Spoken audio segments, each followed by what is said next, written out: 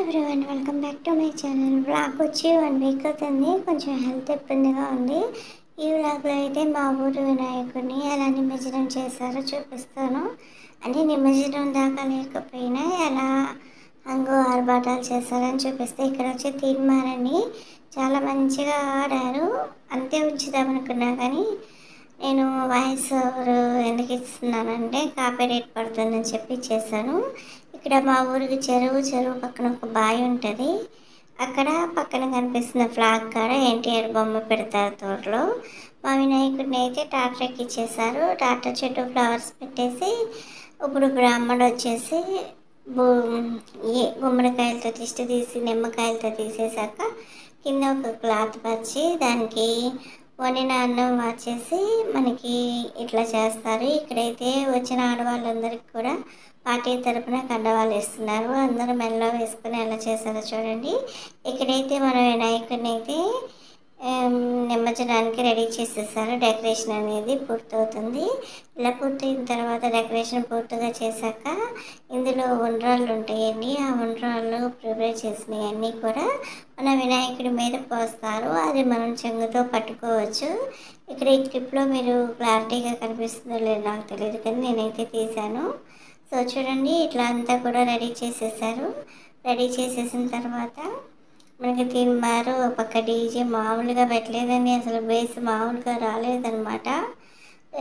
ఇదంతా కూడా ఇలా పెట్టుకొని పిల్లలంతా కూడా ఎన్టీఆర్, బాలయ్య బాబు, జూనియర్ ఎన్టీఆర్ ఇవన్నీ హంగామా మామూలుగా చేయలేదులేండి. అసలు గూస్ బంప్స్ వచ్చేసినాయి. అలాగే స్నోకు అదే మనకి పసుపు రంగులో ఉంటుంది కదా స్నో, అది వచ్చిందండి. చాలా అంటే చాలా బాగా చేశారు పార్టీ తరఫున. సో ఇదంతా పిల్లలు కూడా చిన్నవాళ్ళ కాంచి పెద్దవాళ్ళంటూ ఎవరికి అలుపు లేకుండా ఆ రోజు నిమజ్జనం అయ్యేతలకు 12:01 అయ్యింది. ఇది మధ్యాహ్నం 3 గంటలప్పుడు తీస్తున్న వ్లాగ్. ఇదంతా చేసేసి కాసేపు ఈ డీజే పెట్టేశాక డైలాగులన్నీ చెప్పేసి ఎన్టీఆర్ కూతురుని కొన్ని, అందుకని కాపీరైట్ వస్తుందని నేను మొత్తం అలానే పెట్టేస్తున్నా. ఇదంతా కూడా అయిపోయిన తర్వాత తిన్మారయ్యాక మన వినాయకుడిని నిమజ్జనానికి తీసుకువెళ్తున్నారు. సో చూడండి, ఇవన్నీ కొబ్బరికాయలు కొట్టి నిమ్మకాయలు కొట్టేసి అక్కడ పూలు వేయాలన్నమాట. స్వామివారు బయలుదేరుతున్నప్పుడు నేను కూడా ఉన్నాను కాబట్టి వేయటానికి నేను చూపించడానికి వీడియో అవ్వలేదు. ఇదంతా వీడియో తీస్తుంది నేనే కాబట్టి. సో చూడండి ఎంత కన్నుల పండగగా ఉందో. ఆడవాళ్ళందరూ పెద్దవాళ్ళు చిన్నవాళ్ళు ఉండి చేస్తున్నదే. ఇక్కడ నిమ్మకాయలు, గుమ్మడికాయ, కొబ్బరికాయతో స్వామివారికి దిష్టి తీసేసి అన్నాన్ని ఆరబోసేశారు. ఇప్పుడు రెడీగా ఉన్నారు వినాయకుడు. నేనైతే అదిగో కొనుగోలు ఉండ్రాళ్ళు పోస్తున్నారు చూడండి స్వామివారికి. దూరం నుంచి అదిగో అలా పడ్డ ఉండ్రాళ్ళు అనేది మనము వడిపెట్టుకుంటే చాలా మంచిదంట. ఇట్లా ఉండ్రాళ్ళు అనేది 2 బొచ్చులకు పోసారు స్వామివారికి. చూడండి, వీడియోలో క్లారిటీ కనిపిస్తుంది, జూమ్ చేసి తీసాను నేను. ఇప్పుడు వినాయకుడిని ఇలా రెడీ చేసిన తర్వాత ఊళ్ళోకి వచ్చాక హారతి ఇచ్చేటప్పుడు కొబ్బరికాయ కొట్టేసి వారు పోస్తారు అందరూ కూడా.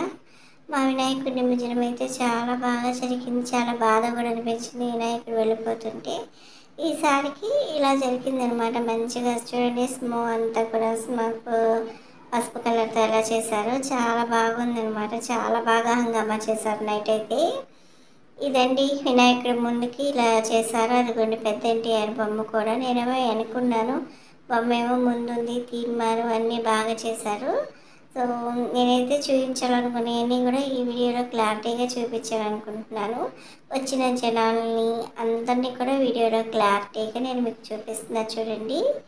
సో సెల్ఫీ వీడియో తీసేది నేనేనండి. చూడండి ఎంతమంది వచ్చారో.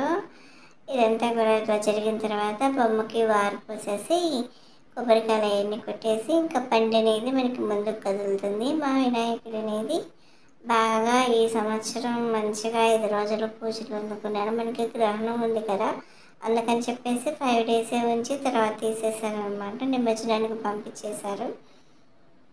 డీజే కాడ చిన్నవాళ్ళు పెద్దవాళ్ళు అందరూ కూడా బాగా కోలాటంగా ఉంది. ఆ డైలాగులు కానీ కుర్చీ మడత పెట్టిన డైలాగ్ చంద్రబాబు చెప్పినప్పుడు చాలా బాగా పిల్లలు అరవటము. సో చూడండి, పార్టీ అంటే ఎవరికైనా అభిమానం ఉంటుంది కదా. సో చాలా కోలాహలంగా గడిచిందండి ఆ రోజు. సో మా వీడియోని మీతో షేర్ చేసుకోవాలనుకున్నాను. ప్రతిదీ కూడా మీతో పంచుకోవడం అలవాటు కాబట్టి వీడియోని కూడా చూసి లైక్ చేసి కామెంట్ చేయండి. చూడండి ఇలా అంతా కూడా మనకి అయిపోయినాక వినాయకుడిని నిమజ్జనానికి తీసుకొచ్చారు. సో వినాయక నిమజ్జనానికి ఏమి ఇచ్చారో ఏంటో కూడా నేను క్లారిటీగా చూపిస్తున్నాను. మా వినాయకుడికి అయితే 5 రోజులు అక్కడ కోలాటము భజన అవి పెట్టేశారు. అలాగని 5 రోజులు 5 రకాల వెరైటీస్ చాలా పెట్టారు.